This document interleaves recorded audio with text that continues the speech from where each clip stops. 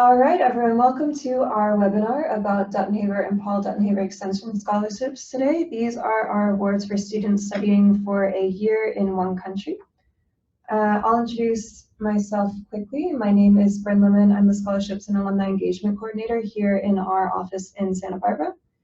And with me today is Stacey Leiden. She's just going to unmute her screen and she'll be able to share with you who she is. Hi, everyone. My name is Stacey. I work with Bryn in the Scholarships and Alumni Engagement Office of the UC Education Abroad system-wide office in Santa Barbara. And Bryn and I are both alumni of UCEAP programs. When I was a student at UCLA, I went abroad to Italy and then was lucky enough to travel and study and work in a number of other countries over the last several years.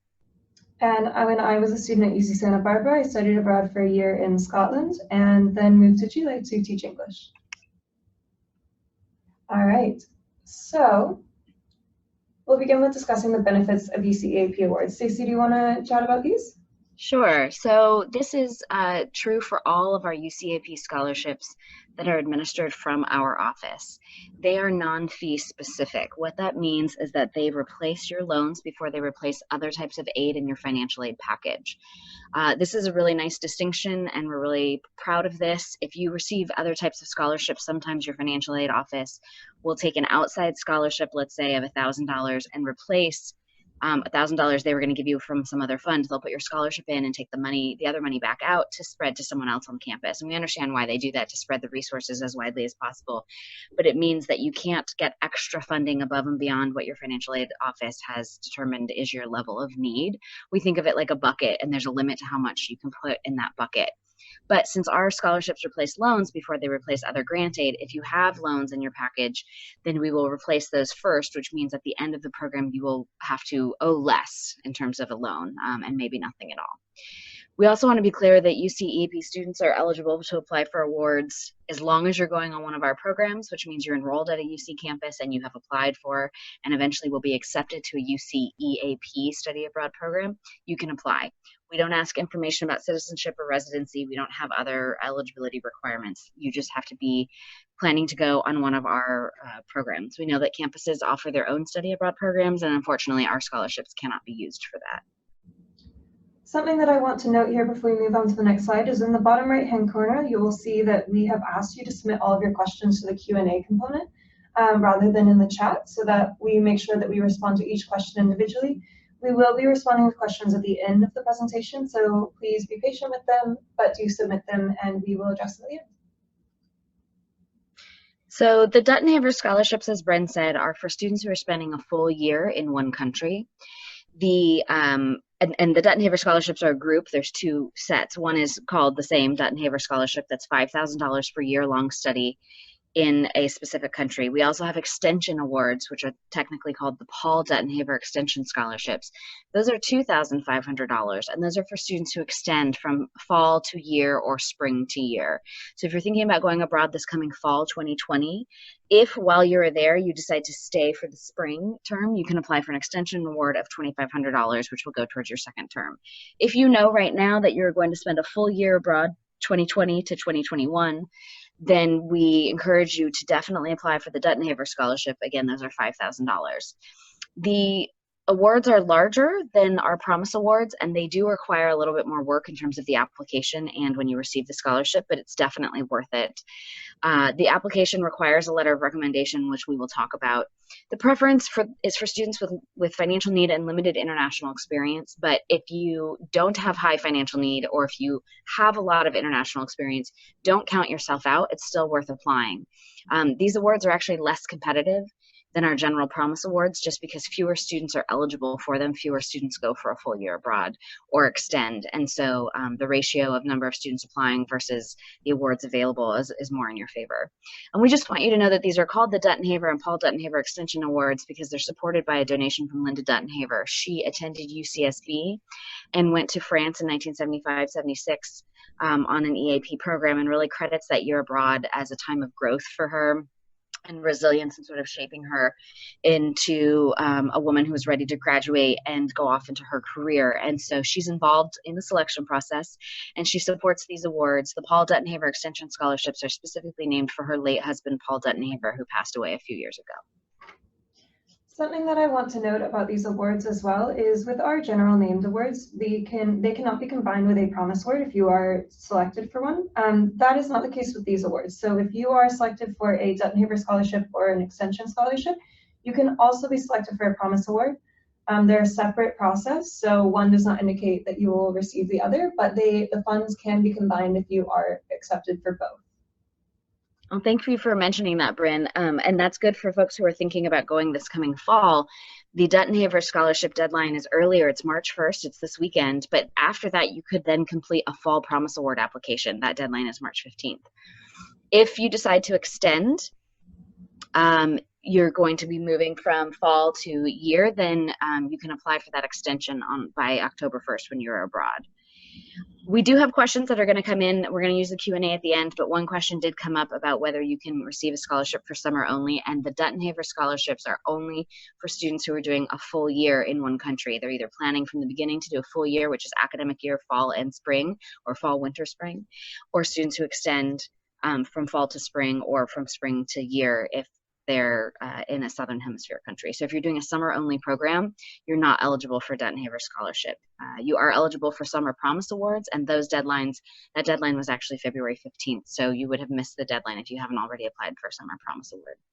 All other questions we're going to try and take at the end with the Q&A, but I wanted to address that in case someone was concerned about just summer. So the Duttenhaver Scholarship, as I mentioned, the application is a little more involved. There's an online form, which we're going to walk you through, a statement of purpose, which is similar to but not the same as the Promise Award statement of purpose, so you do need to write a separate essay. There are short statements of academic preparation and financial need, which we will walk you through. And this award requires a letter of recommendation, and we do have some specific tips on that, and that is also due March 1st. So the best thing you can do if you're thinking about applying is making sure that you talk to someone immediately about doing your letter of rec if you don't have one on file that you can upload yourself. And you can also start the application and send the request if you're going to do one online where the recommender is going to submit it for you. You can request that right away even before you've submitted the rest of your application. So this is the application, the general application form. All UCEAP students will start with a form like this. And you're going to answer questions about yourself and then about the term abroad, and that'll give you information about which scholarships you might be eligible for. So when you get to a second form, this is where you fill out your term information. And so the reason this seems a little bit redundant with these 5 questions, some of them sort of repeat themselves, is that we have to build coding into the application system to direct you to the right scholarships. So specifically look at questions 4 and 5. If you are spending a full year abroad in one country, fall and spring, mark yes, and it will recommend the Duttenhaver Scholarship to you. The system will. If you are applying to extend your term abroad to continue to study in the same host country, that's when you would be applying for an extension award. Now, there could be some people on the call here that are thinking about extending. They might be currently abroad this spring and they're going to extend into the fall term. Usually that happens in a Southern Hemisphere country, like if you're going to spend the full academic year in Australia or Chile. Then you would answer yes to that question. And again, this is for folks who are going to do from fall to spring, you would answer yes to number 5 in October. That October 1 deadline is when you would come back and resubmit this information if you're thinking of extending so that you can get access to the Duttenhaver Extension Scholarship application.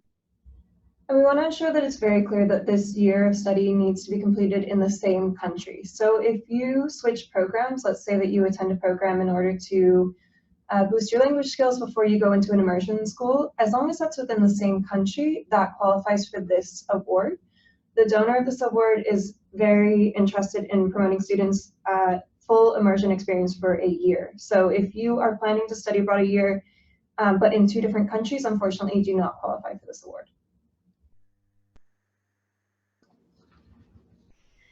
So once you submit that and you answer those questions, you will get a page like this that says recommended opportunities. And very likely, if you haven't missed the deadlines, then you'll see something like this student does the Promise Award if a student is going abroad in the fall. And then if they said yes to going abroad for the full year, they're going to get the Duttenhaver Scholarship link there.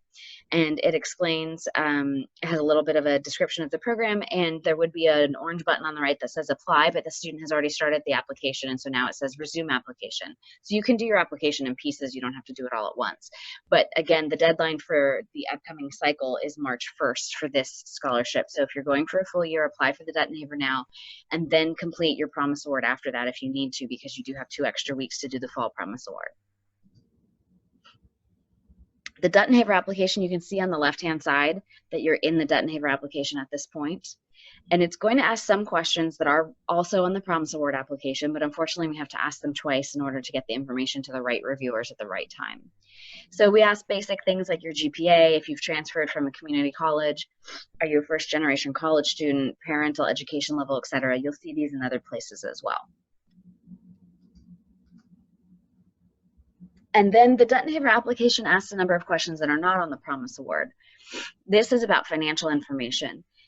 When we ask for the total projected expenses for study abroad, we want you to look at your program budget, which should be available online. And if it is not available for your program, some programs do not have their budgets up yet, then you can look at last year's budgets that are on our website. And if you can't find that, you can also call us.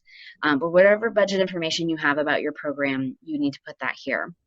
Then we ask parental contribution. If your parents have said that they would contribute a certain amount towards your study abroad program, please include that information. And then number 3, the student contribution is very important. The donor actually looks to see, and we'll get into this when we talk about the statement of financial need, the donor actually looks to see that students are investing themselves in this experience. So even if you don't have a lot of your own money to invest, if you have been working while you're in school and you've been able to save a couple $100 or $1,000, if you're going to work this summer before you leave for your program, if you've received gifts, financial gifts from family members or from other experiences, if you're willing to contribute that, you can put the number here, and that will help us understand the cost and the financial burden this program is putting on you, and also indicates to the donor that you're interested in contributing yourself to this experience. Then we ask for more information about campus financial aid, any scholarships and grants that you may have. You may not know this number exactly because you may not be packaged or have your FAFSA offer letter for next year. But if you're currently receiving financial aid and you filled out a FAFSA and you know that this current year in 1920, you received $5,000 in scholarships and you expect to get something similar next year, you can put that estimate there. The same is for loans, but we do want to break out financial aid and loans. And so put in there the amount of money that you think will be offered to you for loans or that you're willing to take out. We know that sometimes those are not the same numbers, but help us understand exactly what this program looks like to you. Any other private scholarships or grants you've received that are not calculated in your financial aid from your campus that are not already accounted for up in number 4. And then number 7, your student loan debt to date through the end of this year. So everything that you will have taken out in loans by June 2020, put that number in number 7. All right, so here we have some information about the Duttenhaver program. So the Duttenhaver Scholarship program makes available for UCEAP students, makes awards available for UCEAP students who will participate in a year-long EAP program. UCEAP and the donor, Linda Duttenhaver, value the benefits that come with a year-long program and want to encourage and assist students who are considering this option. These $5,000 awards will be dispersed based on academic performance and financial need. Applicants must have a passion for studying abroad and a willingness to embrace and learn from the host country's customs, language, and culture. Students may anticipate that spending a year abroad will allow them to learn about themselves and others. When preparing to write your personal statement, think about how you will learn and grow from your time abroad. The selection committee is looking for students who approach the privilege of studying abroad with humility, who will be keen observers of their host country, and who will be open to new experiences. Please address how the country, language, if applicable, and specific program you selected will help you achieve your academic, professional, and personal goals. So these are questions that we've broken out in part of the prompt to help you really get to the meat of what our selection committee is looking for. We want to hear about academic, personal, and professional goals, and we want you to answer as many of these questions as you can, as well as you can. So for academic objectives, look through each of these bullets and make sure that you have an answer to each one. If you've got specific courses that you're planning on taking while abroad, please list them. Don't list the number or identification of a course like Poli-Sci 152. That's not going to help you. Tell us that it's international relations in a European context or something, whatever the prose title of the class is what we want to see. We want to know how these courses will complement what you've taken at your home campus. Maybe the department where you're studying abroad has classes that are in sociology and you are a sociology major, but your home sociology campus doesn't offer those specific topics. And so it's something beyond what you would get at home. Or maybe it's enhancing something that you've already taken at home because it's more in depth. So we'd like to know about that. What do you hope to learn? And this is about academics. We're going to talk about personal things as well. Are there faculty members at your host university that you know you want to study with, or you hope to take a class from, or they have a connection maybe to someone from your home campus? Are there departments at your host university that offer unique perspectives on your area of study that are different from your home department? This is especially true for things like international relations, intercultural studies, sociology, history, literature, things like that. Like a lot of students in the past have enjoyed taking things like American literature classes abroad because it's American writers, but you're getting the perspective of the faculty in another country. But it doesn't have to just be that. Perhaps there's an area of focus or in artificial intelligence in another country that's being taught in a way that's completely different from what you would get in California.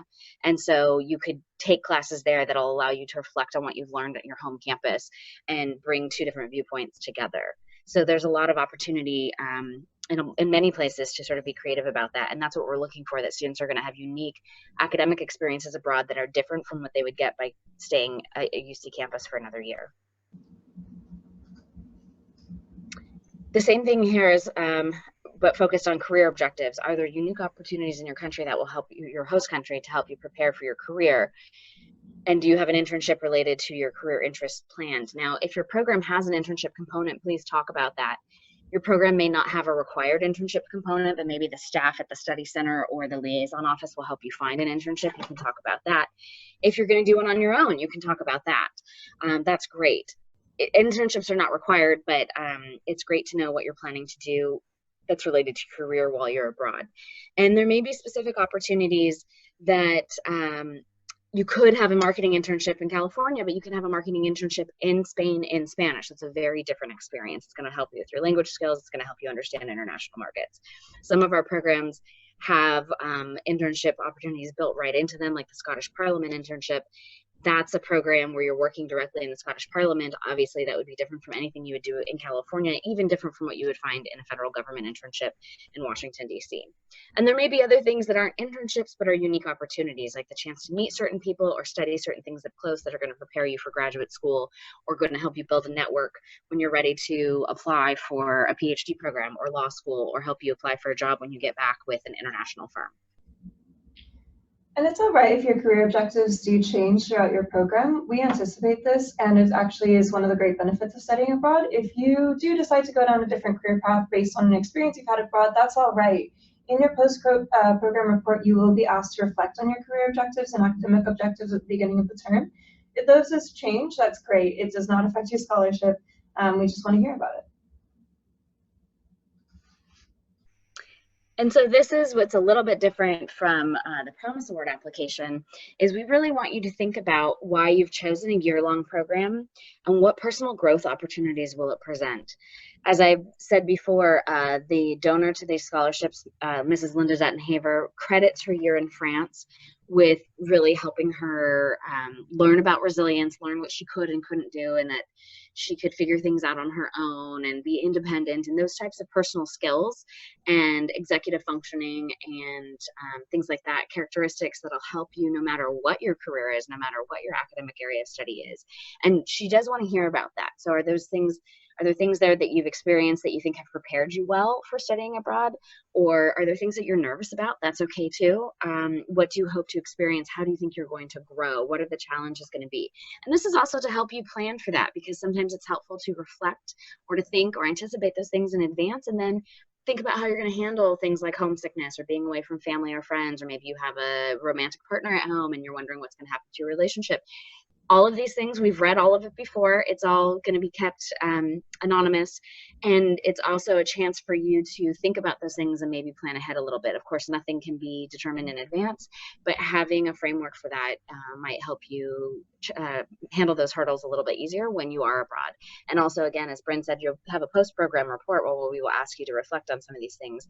And we find that often, especially talking to alumni, and Bryn and I get to talk to alumni all the time, the program academics are not the things that people always remember the most. Hopefully you learn something useful and you fulfill some graduation requirements, but it's the connections, it's the networking, it's things like that for your career, and it's the personal growth. It's what it's like to live alone or to live away from your family or to live in a country where you don't speak the language, understanding how to get around, figuring out what you like to do when you're by yourself, all those types of things that maybe you haven't had the opportunity to do yet.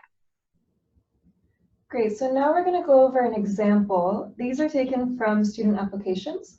Oh, sorry, I have an older PowerPoint here.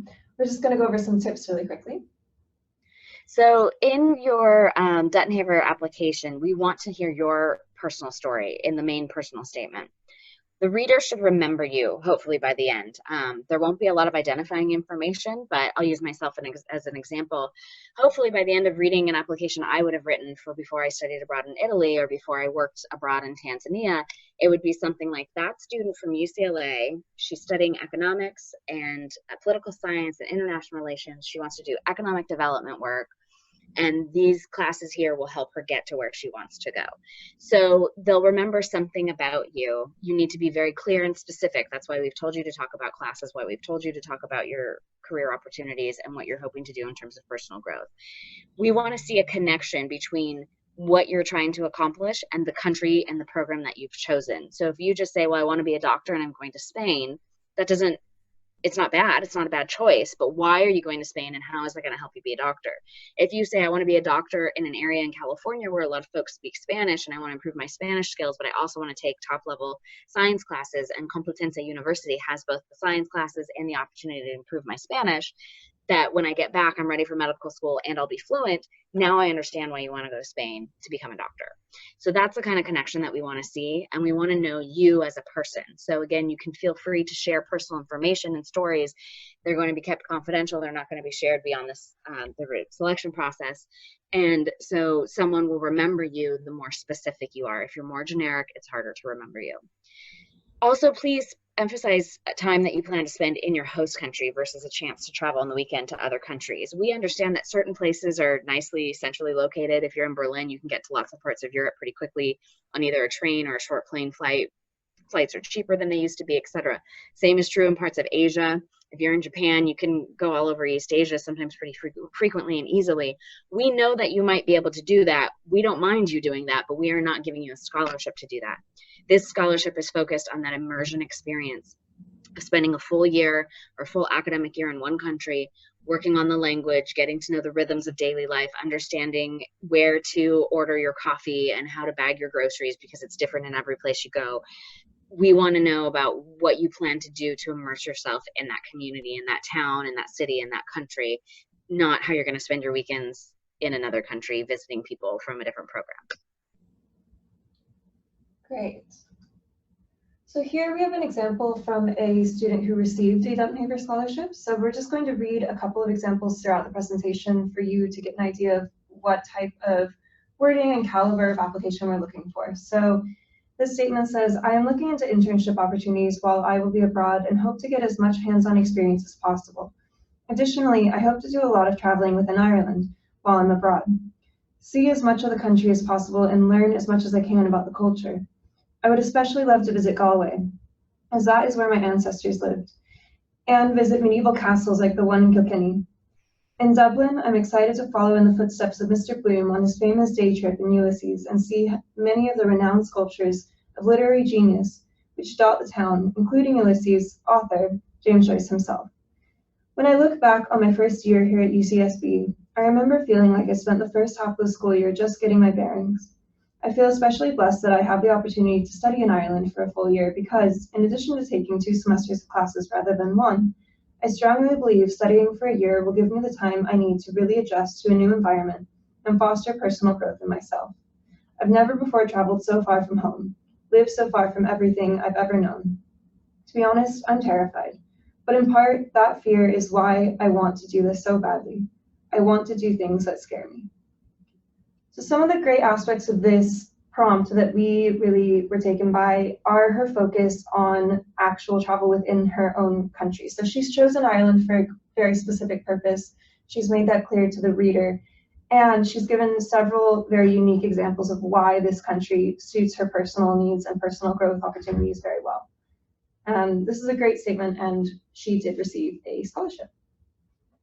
And we should be clear, that's only part of the statement. That's not the whole statement. We just wanted to show you some specific examples. Right, your statement in total will be a maximum of 750 words. So we anticipate that this is just one component of that.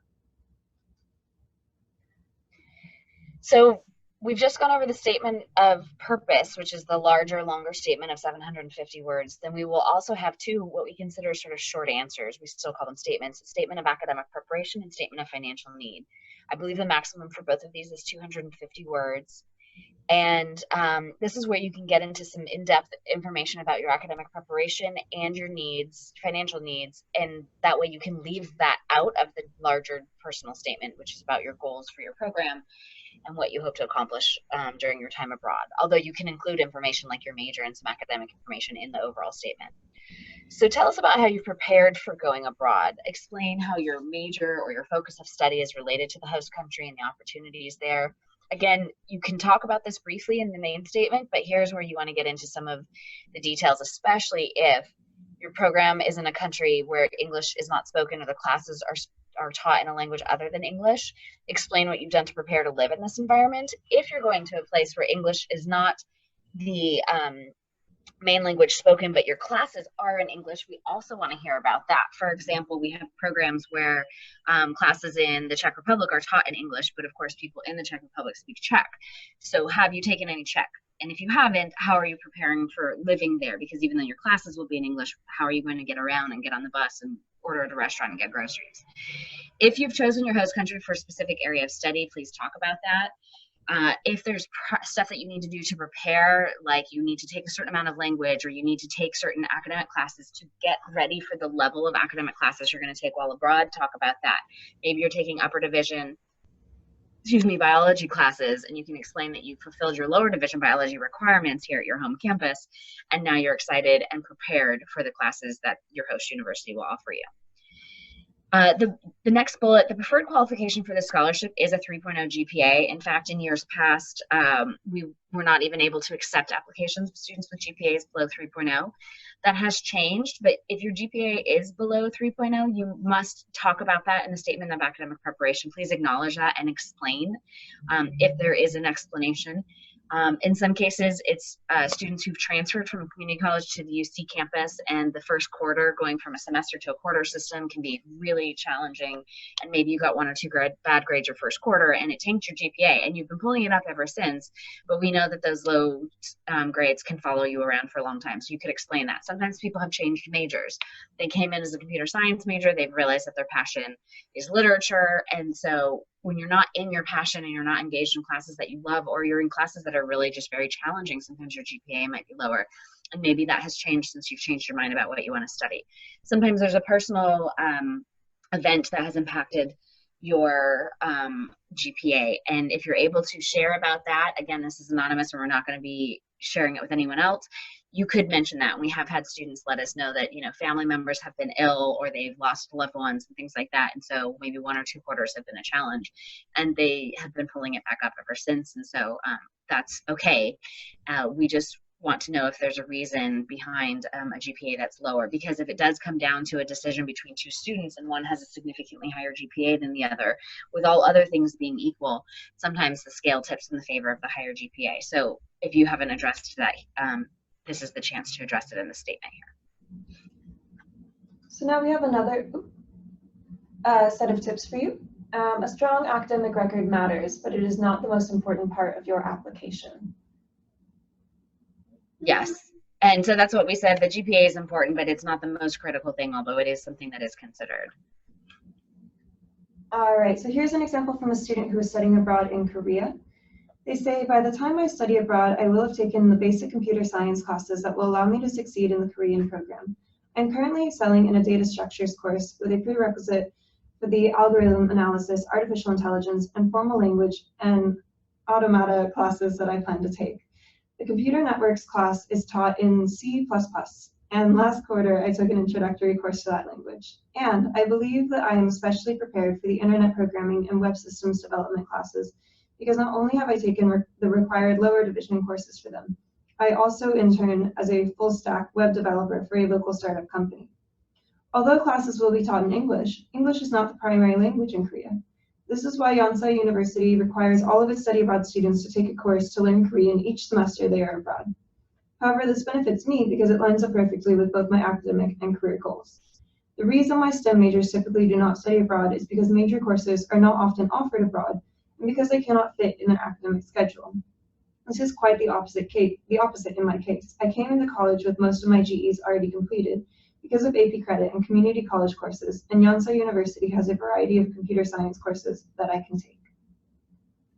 So that statement really walks us through all of the things that we just talked about. It explains why the student is studying in a place where the language spoken primarily is not English, it's Korean, but they know that they're going to be taking Korean. They understand that the other classes are in English, and they've talked about specific classes they want to take and what the prereqs are and how they've already completed some of those.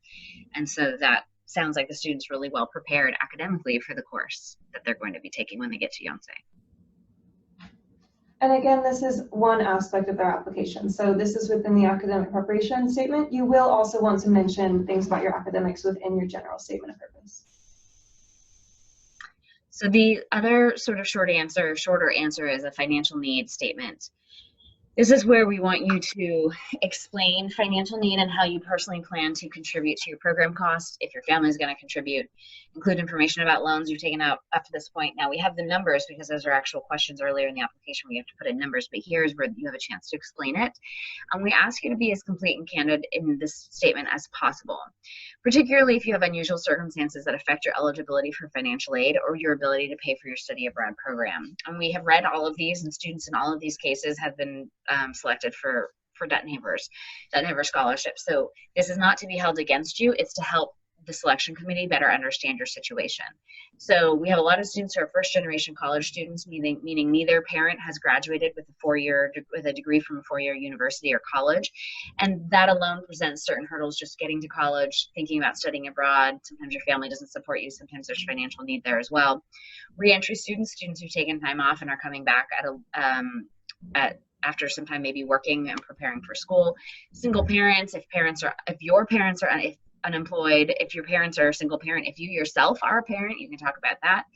Family bankruptcy, medical expenses, siblings in college, things like that.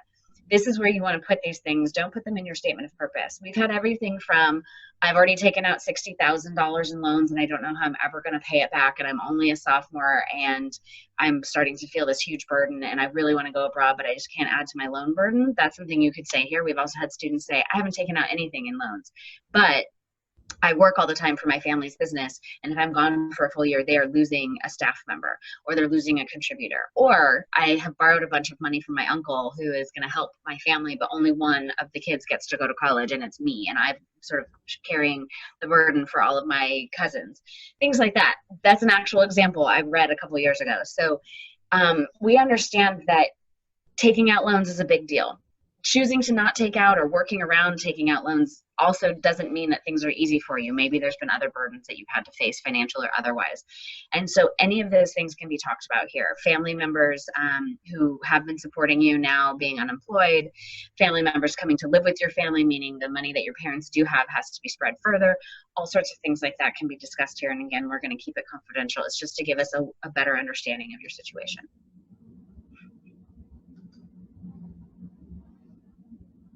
So we did, as we mentioned this before, if you're able to contribute to your own costs, please be clear about this. Don't just put that number in the form, put it in the statement here, and put numbers if you have them, that you hope to, by the end of the summer, have saved $2,000, or you have money from a bar bat mitzvah several years ago that you've been saving and you're trying to figure out what to do with it, or you've received a scholarship that you have decided to use toward this program. Anything like that will be helpful for your statement. So here's our final example of a statement from a student essay, so I'll go ahead and read it now. My mother is a stay-at-home mom, and my father is a writer whose sitcom was canceled when I was 10 years old. He has been out of stable work since this happened, and the recession had a severe impact on his ability to find a position outside of writing. My mother tried to go back to teaching, but her severe osteoporosis caused her to quit 1 year later. Because our family relied entirely upon my father's income, I took a job in a clothing store when I was 15, and I've worked 20 hours a week on top of school ever since in order to help my parents with bills and to support myself financially. I have been fortunate enough to receive grants during my time at UCSB, but I have also accumulated a great deal of debt in the form of loans during my 2 years here. With my younger sister soon to enter university, my parents cannot afford to contribute to my study abroad costs. Currently, I hold 2 campus positions in the UCSB Visitor Center and in the campus bookstore.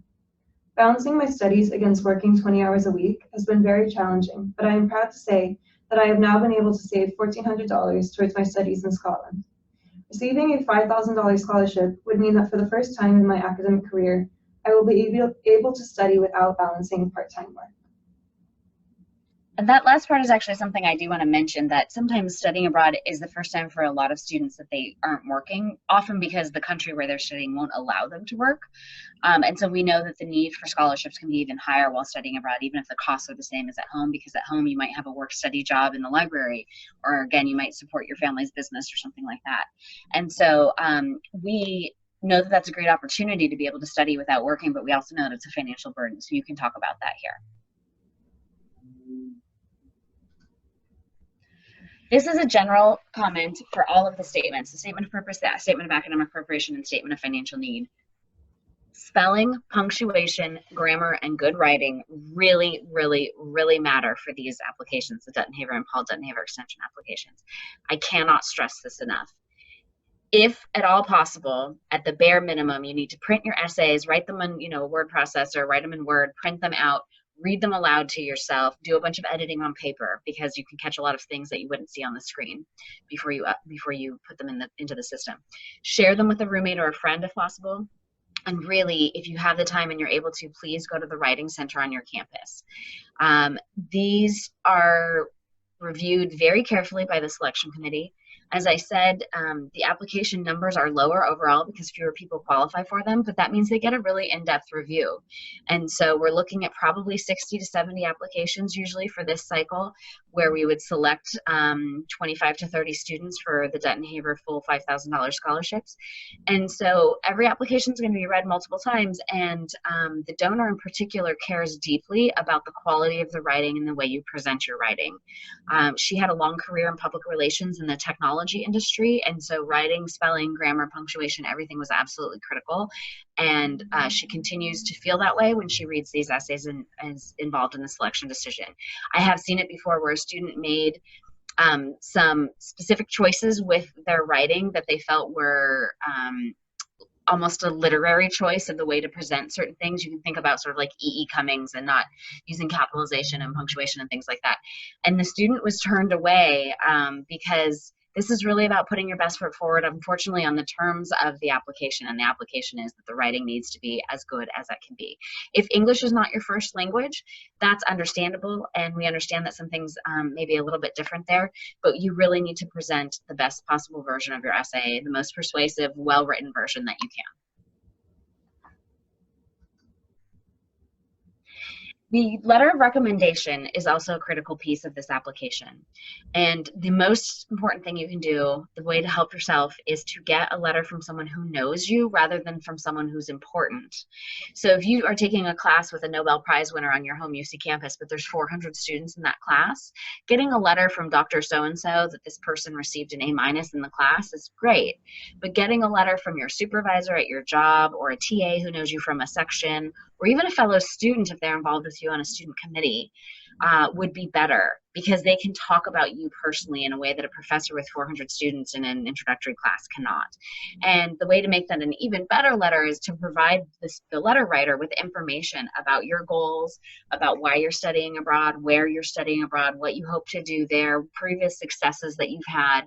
And so I recommend, if you're able to, write your statement of purpose before you ask for a letter of rec and share it with them, or at least give them information. I'm going on to this country on this program. This is my major. This is what I'm studying.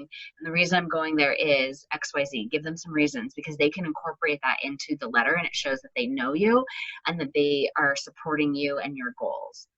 Now, students who are applying for an extension can submit letters that they've already used for getting into their program. Some campuses require letters of rec and some programs require letters of rec, and those can be sometimes saved on your program application. So if you're already abroad and you're applying for the extension award without getting a new letter, you can ask your campus advisor if they can resubmit that for you. You can also get a letter from a study center staff member. If you have a letter already that someone has given you just in general, like a PDF copy of a letter that they've given you and has given you permission to use it, the application allows you to upload it. If you don't, or if your letter writer prefers to write it and send it directly to us and keeping it from you being able to see it, then there's a part in the application where you can submit their name and their contact information, and the system will ask them for the letter. But you need to let them know that that's going to happen. You need to let them know to look out for the email, and you need to remind them that the deadline is March 1st, 11:59 p.m. Once you've received the scholarship, once we've selected you for a scholarship, you'll get an email from us letting you know the terms of the award. And one of the first things you have to do before the award can be applied to your financial aid account is you must submit a thank you letter to the donor, and we'll give you instructions for that. That's online.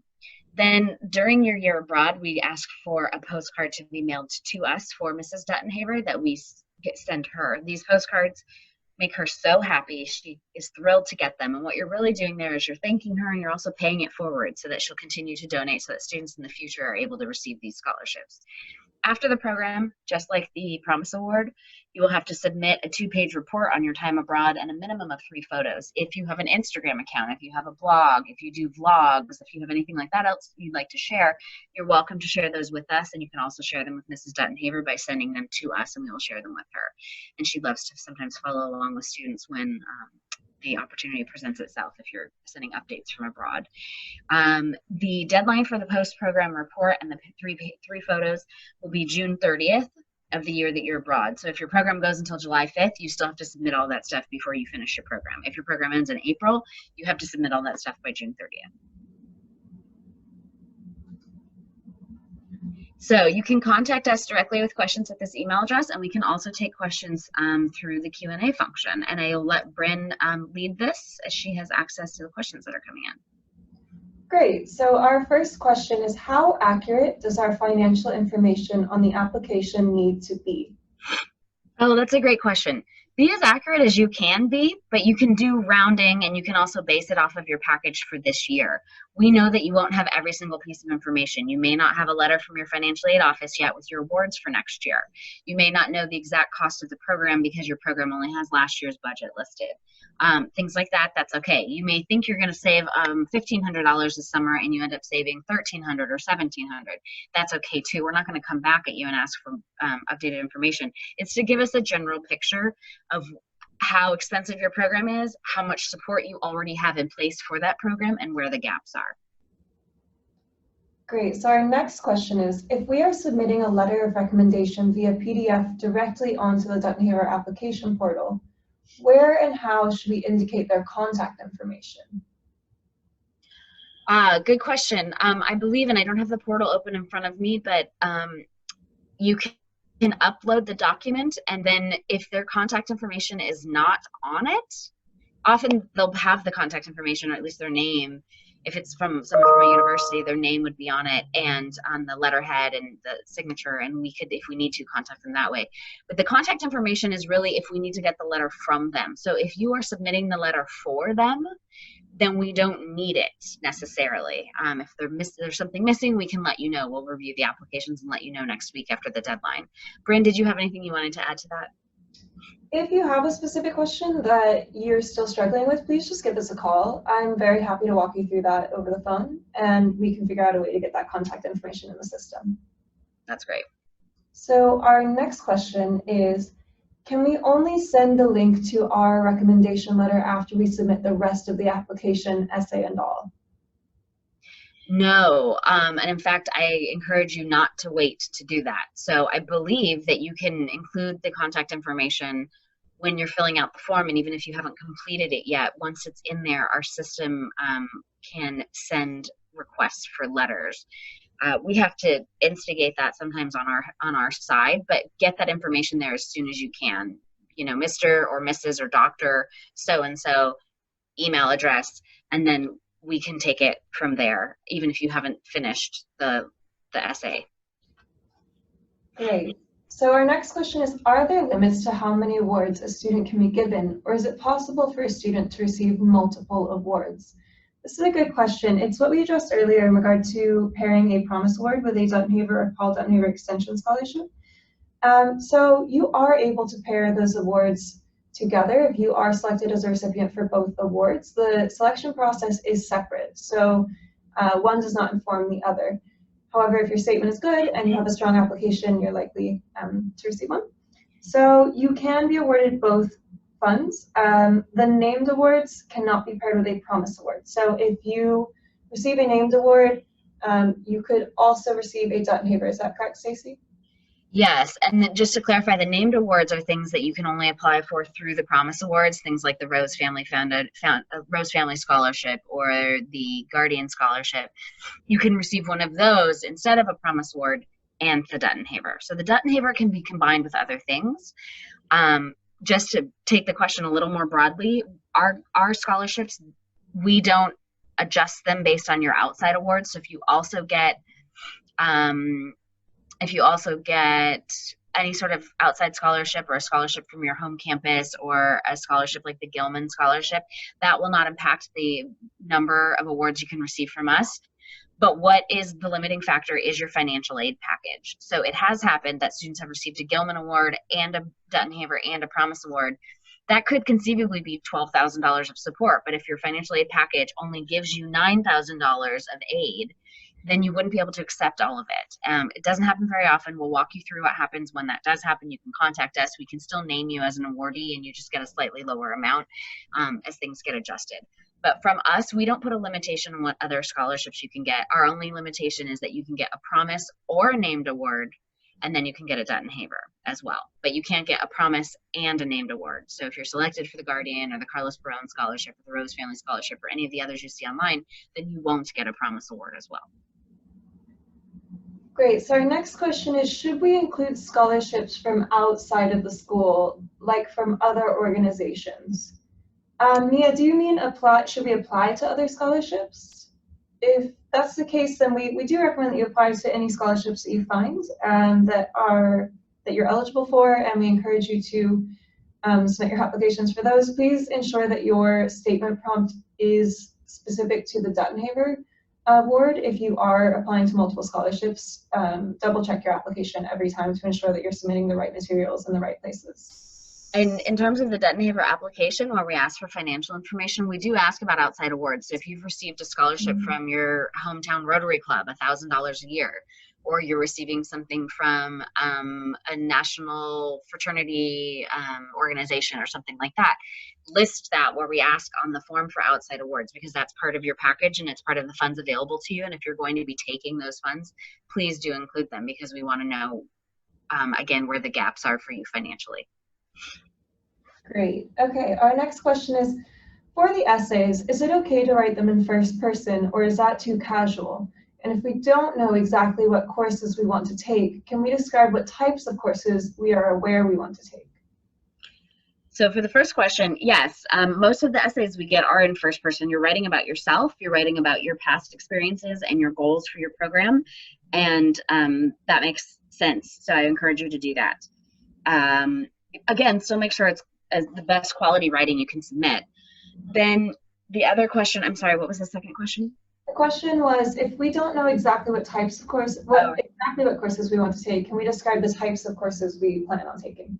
Absolutely, absolutely. So we also know that even if you are looking through a course catalog right now and you think you're going to take this class in St. Petersburg next year or in Seoul next year, and then you get there, it might not be available. So what we're asking you to do is think about the types of courses you want to take, name them if possible, and you could say that you hope to take classes in these areas. For example, we had a student a couple of years ago who wanted to be a social worker.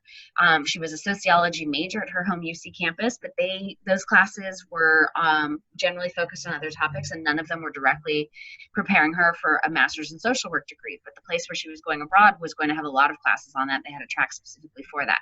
She didn't know exactly which classes were going to be available and which ones she was going to take, but she highlighted the fact that within sociology, she was going to get access to this whole subsection, subfield, preparing her for her master's in social work degree, which were classes she couldn't get at home. And she listed several of the potential things that she would be interested in taking if they were available. And that's a perfectly acceptable way to do it. Great. Okay. Our next question is it possible to lose this scholarship once I'm already abroad or it's been awarded? For example, if I don't meet the required credits or if I change my mind from a year to a semester program? Interesting question. So what happens most often is that students change from a year to a semester. They have to come home for some reason after the first term. Then a portion of the scholarship is rescinded. So you would probably keep the $2,500 for the fall or the first term, and $2,500 would be due back to EAP. Because the whole amount is given at the beginning and added to your package at the beginning of the year, then you would owe us effectively $2,500. If you have already spent it, you'd have to figure out how to settle your bill with EAP. And that also happens on a case-by-case basis. So it's not 100% that that's exactly what would happen. It would depend on the situation. In terms of not meeting the number of units or the course requirements, you can keep the scholarship if you are staying enrolled and meeting the requirements for your program, and programs have different requirements. So I'm not exactly sure. It would depend on your individual situation, but if you are staying enrolled as a UCEAP student, as a UC student, if you're going to be getting grades from UCEAP and you're considered one of our students, then you get to keep the scholarship, even if you're taking fewer units than what would be required on your home campus, because maybe your program requires fewer units. That's a kind of a tricky question, and it really depends on your personal situation. So if you have a specific concern that you're anticipating, you can give us a call, as Bryn said. Sometimes certain things are easier to talk through over the phone. Another thing that I'd like to add to that is if you do withdraw halfway through your program, your post-program requirements are still the same. You will still be expected to submit a report. You will still be expected to submit photographs, a thank you letter, and a postcard. Good point. Thank you, Bryn. So our next question is, what exact time is the application due on March 1st? 11:59 p.m. The application closes after that. Yes, so, and we do not take exception. So if you have technical issues, please submit it earlier in the day. Yes, and it can get hard to submit it at the end, or if your clock is off by a few minutes, the application will close. You can be logged in and it will close on you. So submit it earlier if at all possible, because we really can't reopen the application. Great. Our next question from Jacqueline is, can we include 2 letters of recommendation? Good question. In theory, the answer is yes. The application process, though, could make that challenging, because I believe there's only one place to upload a letter. So you could, if you have the letters yourself, you could turn them into one PDF file. Or if someone is submitting one on your behalf, you could also upload one. Okay, if you have one PDF and a professor wants to email, that's fine. You can upload one and have the professor email one. That's okay. It's not required. I want to be clear to folks. It's definitely not required. And if there's any question on your end about which one is the better letter, if one you feel like is not as strong, just go with the stronger letter. Just focus on the one that you think is going to make the best case, but you can submit 2. No more than 2, but you could submit 2. Great. Our next, so she says, I have one PDF and one professor wants to email. Great, thank you. Okay, great. Yeah, we'll take that into consideration and make sure that both those letters are received by the donor. Is it better to download a PDF of the letter or to input the professor's contact information? Honestly, it's exactly the same. The only thing that's better, because we don't care if the letter's coming from you, because we know that often makes it easier for the recommender. If the recommender prefers to send it so that it doesn't go through you because they have information or they want to keep it private, that's fine. That's kind of an older version of how a lot of letters of rec used to function. But we don't require that level of privacy. So if you have a copy of it, I would say upload it yourself, because then you know it's there and you're not worried about a professor or a TA who's super, super busy with a million other things and getting ready for finals week who might forget to do it on a Sunday. So if you have a copy of it, I would submit it yourself. Great. Our next question is from Cole. Are there any differences between the 2 applications? Cole, I'm assuming here you mean between the Duttenhaver and the Extension Award, or between the Promise and the Duttenhaver application? Stacey, do you want to speak to this? Sure. Yeah, Yeah. I'm going to assume it's between the Duttenhaver regular and the Paul Duttenhaver extension, if that's the question. The applications are basically the same, but the extension application statement prompt does ask that you explain why you've decided to extend and reflect on the experiences you've had thus far in the host country. So those are due October 1st. So if you're abroad in the fall, for some people they're arriving in August and they've had 2 full months to experience their host country, and that's why they want to stay, and they can explain why, oh, I've started this project, or I'm interested in this topic and I can't imagine leaving in December. For other people, they arrive right before the deadline. Your program might start at the end of September, so you haven't had as much experience in the host country. But whatever has changed for you that made you realize that you want to stay for the spring and you're going to make it work, then you can talk about that as well.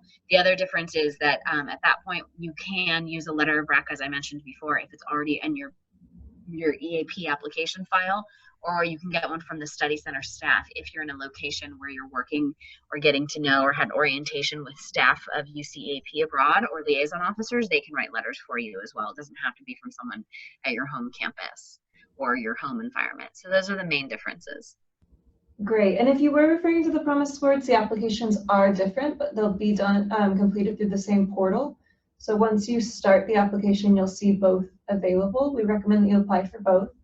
And there will be differences in the sense that the Duttenhaver and the Extension Awards are significantly more in-depth applications. So our next question is it okay to use a letter of recommendation that I used to be nominated for the program if I'm not currently abroad? Yes, it is. That's fine. Thank you for that question. That's a good one. If you used it to get nominated for the program, you might as well use it again. You already have it. You don't have to go ask for something new. And it probably, hopefully, already speaks to your personal experiences and successes and the reasons you're going abroad. So that's great. If you feel like it doesn't answer those questions and it doesn't really speak well about you and what you're trying to do when you go abroad, then I'd encourage you to get another one. But if it was about your program anyway, then that's great. So our next question is about what contact number students should use to call for additional questions that might come up. So I'm going to scroll back to our contact information at the beginning of the PowerPoint. We will also email this PowerPoint to all of you. After our session is ended tomorrow, I'll be emailing it out, so you'll have this information. But please do call either of us. We're happy to answer your questions. So I'm always happy to hear from students. So if you want to call me, I'm the 805-893-3980 number right there on the screen.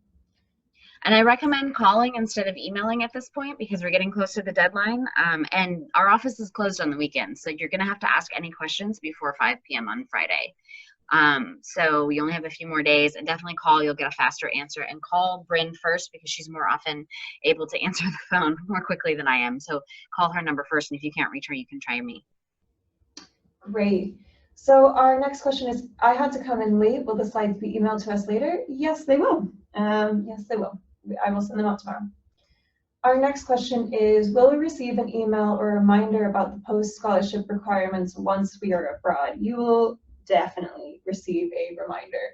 If you do not submit your documents to me, you will receive several reminders. And they will get larger and larger in text font. So yes, you will receive reminders. I will give you details at the beginning of June, letting you know what type of prompt, what type of essay we're expecting from you and what other additional documents we might require. And I will walk you through the process of how to submit them through your portal where you applied for your scholarship. And we really want you to think about the fact that the letter or the statement that you're going to write at the end, the report with the photos and the postcard, which we definitely need something like that, a postcard or a handwritten letter or typed letter mailed from your host country during the year. What those are doing is they are helping future students have this opportunity. So you are really paying it forward. You're getting $2,500 or you're getting $5,000. Those are significant scholarships to help you have this experience. But if we can't keep that happening in the future, then the program would end. And the way we keep it happening is keeping the selection committee and the donor in particular connected to your experiences abroad within certain limits. And so sending a postcard and then writing the report is absolutely critical. And Bryn will have to come after you. No one wants to get 5 emails getting reminded about stuff. So hopefully you can pay attention and you'll get your emails and get your stuff submitted on time. Great. So we are just wrapping up to the end of our session, but we still have a couple more questions, only 3 more. I'm going to jump down to one that just came in, which is what happens if the post-program requirements aren't met? So the most severe consequence can be that we can rescind your funding. We do not like to do this, and we have not had to do it in the past because students do submit their requirements, but we have the right to do this. So you can take your scholarship back. Beyond this, you will also receive a litany of calls and emails from me that will become more and more frustrated over time. So please do submit your documents. We can also call your parents. So we can and will call your parents if we have to. And just to add on to what Bryn said, rescinding the scholarship means then you owe that money to UCEAP. And then the UCEAP finance office has the power to put a hold on your record at your home campus. So even if you come home, you re-enroll, you take your classes, you can't get your grades. And in fact, depending on the time of year, you can't enroll in classes, you can't check out books from the library, you can't graduate until your whole finance account with your home campus and with the EAP is cleared. And so we haven't had to rescind scholarships, but UCEAP has put holds on students' records and grades and ability to register for classes because of money owed to UCEAP. So that's exactly what would happen if you ignored us and were not able to pay it back. We don't want to do that. We want you to have a successful experience. And there have been students who, because of specific extenuating circumstances, have had to come home a little bit early. As long as they complete the requirements, we work with you as best we can. If you only spend one semester abroad, you usually do have to return half of the scholarship. But we want to be as understanding as we can while also fulfilling our requirements that are written into an agreement that we have with the university and with the donor. So hopefully we can all work together on that. Great. So another question is, what are your office hours? So our official office hours are from 8 to 5. The best time to reach us, I would say, if you're going to call me, would be between 8 and 4:30. It just gets quite busy at the end of the day, so please call earlier if you can, and I'd be happy to answer any of your questions. Our next question, and our final question, is what if we don't have anyone to write us a letter of recommendation? Are we still eligible? Good question. You can apply without a letter of recommendation. Your application is less likely to be successful. And so what I recommend for you here, and this has happened and it has worked well before, is if you don't feel like there's a professor or a TA that can speak to you, we do have this, it's kind of wide open. You can get a letter of rec from someone else. I know time is short, but if you've got someone if you're on a committee on campus and there's an advisor or even the chair of a student committee who is another student just like you but is willing to talk about your experience on the committee and your goals for going abroad, a friend of yours, that's okay. If you have a job and the person supervising you might be a graduate student, if you're on campus, they can write a letter of rec. It doesn't have to be 3 pages. It can be less than a page, as long as it's something that shows that someone else is aware of what you're trying to accomplish and they encourage you and are supportive of you and they can speak to something that you've accomplished. We have had students submit letters of rec that they actually received from high school coaches and advisors. That's less useful. But if the choice is between no letter and a letter from your high school mock trial coach or your favorite English teacher, then use that letter, even if it's 2 years old, or even if you go back to them to get a letter and they write you one right now, but they knew you 2 years ago. That's better than nothing, and I encourage you to do that. We've also had people, they had internships in high school or jobs in high school working at a cat shelter, and they got someone who used to supervise their internship, or someone that they worked with over the summer in a summer job, and they're not working with them currently, but they worked with you last summer. That's okay too. Hopefully you can find someone who can speak to that. It can't be a family member. But other than that, it can be a fellow student if they have something that some capacity in which they know you as being in a study group together, being in a student group, putting on events on campus, or AS, UCLA, or the equivalents on the various campuses, things like that. If you're in some sort of community club, that kind of stuff. Great. Also, going forward in your academic career, it is really important to start forming those connections with professors and TAs and supervisors for letters of recommendation later on in life. So that's just something to keep in mind generally. It is really important to start forming those connections, and some of those connections could be made abroad. So if you get to know a professor you really like abroad, stay in contact. It's really important, especially if you plan to go on to any kind of graduate school. Yes, and I want to echo what Bryn said there, and that's actually part of the reason why this letter of rec is a requirement. It's both to give us more information about you, but it's also in some ways a teaching exercise that at this stage in your academic career, you should be building those relationships so that someone can speak to you, and you should have the chance to practice asking for that, because none of us get where we are alone. We need other people to help move us along, and it's going to come in handy. Eventually you're going to apply for jobs and someone's going to have to give you a reference, all that kind of stuff. And so you can start those skills now. And as Bryn said, definitely keep those relationships with the folks you meet abroad, whether it's faculty, whether it's staff, whether it's other students or interns where you're working, because those are going to be part of your future career network, and that's going to help you get into graduate school or get a job or open up an opportunity for you in the future. So sending them annual emails and checking in, and even in case you work, if you do an internship or do any sort of research abroad, ask a professor while you're there, if possible, to write a letter that you could keep with you, so that when you get back, it might be hard to be in contact with someone from such a distance. The internet, of course, helps with that, but if you have a hard copy of a letter that a professor wrote for you in Italy, then you've got that ready to go anytime in the future that you're applying for a fellowship or something like that. There's also a service called Interfolio where you can save letters of recommendation over years. So you should look. Good point. Thank you. Mm-hmm. Do all campuses have that? Pardon? Is that something that is available to, do the campuses have that for all students, or is it a private function? It's a private function, but it is free. So you can sign up for it and you can access letters even years down the line. I have some sitting in a dock there, so it's a good service. And we have one final question. This will be the last one we take. If you have any additional questions, please email us. This last question is just so can students who do half a year instead of a full year still do the post-program requirements?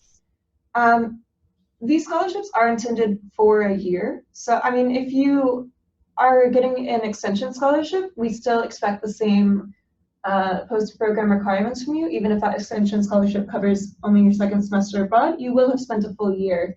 So we want to hear about your whole experience, not just the second semester. Stacey, do you have anything to add to that? No, that's just as Bryn said, these scholarships are intended for a full year, and I know folks are worried about contingencies and what if they have to come home. We hope that doesn't happen to you. We will work with you, but if you know right now you're only going for the fall and you're not going to extend, then you should not apply for a Duttenhaver, because you're not eligible for the full year Duttenhaver, and you're only eligible for the extension scholarship when you are ready to extend. But you should still apply for a promise award. If you're only going to do one term, you'd still be eligible for that. All right. Well, thank you all so much for all of your questions and for sticking with us through the presentation. We're going to end in a minute. I'll leave this contact information on the screen until I close the webinar, but please feel free to sign off now. And thank you very much for attending. Thank you all. Good luck.